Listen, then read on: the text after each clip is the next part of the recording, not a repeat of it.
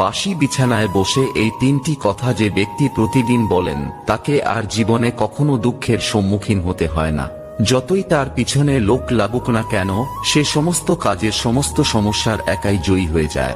জানার আগে হে প্রভু, যে ভক্তরা লাইক করে কমেন্টে জয় শ্রী রাম লিখছে তাদের তুমি সব বিপদে রক্ষা করো এবং সব সমস্যায় তাদের পাশে থেকো।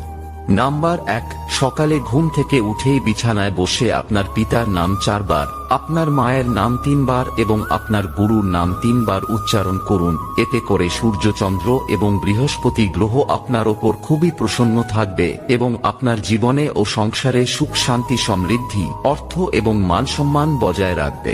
নাম্বার 2, সকালে ঘুম ভেঙে গেলে উভয় হাতের তালুতে চুম্বন করে আপনার ইষ্টদেবতাকে স্মরণ করুন। প্রতিদিন এটি করলে মা লক্ষ্মী, মা সরস্বতী এবং প্রভু শ্রীকৃষ্ণের আশীর্বাদ সদা আপনার ওপর বজায় থাকবে। মানুষের স্বভাব হলো এটাই যে তিনি নিজের প্রত্যেক পরিশ্রমের প্রতিফল প্রার্থনা করেন।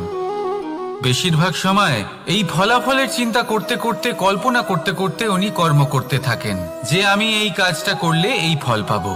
সেই সব কল্পনা করতে থাকেন যা না তার হাতে আছে, না আছে অধিকার আর না আছে নিয়ন্ত্রণ। উনি শুধু নিজের কর্ম করতে পারেন। উনি কি ফল পাবেন তা তার হাতে কখনোই নেই। তাই আপনিও শুধুমাত্র কর্ম করতে থাকুন, ফলের চিন্তা করবেন না। মনে রাখবেন, শিকড় এবং শাখা যেভাবে একে অপরের সাথে জড়িয়ে, সেইভাবেই একে অপরের সাথে জড়িয়ে কর্ম এবং ফল। যেরকম কর্ম আপনি করবেন সেরকম ফল আপনি অবশ্যই পাবেন। তাই এই ফলের আশায় কর্মের সময় কখনোই নষ্ট করবেন না, কারণ যে ব্যক্তি সময় নষ্ট করেন, সময়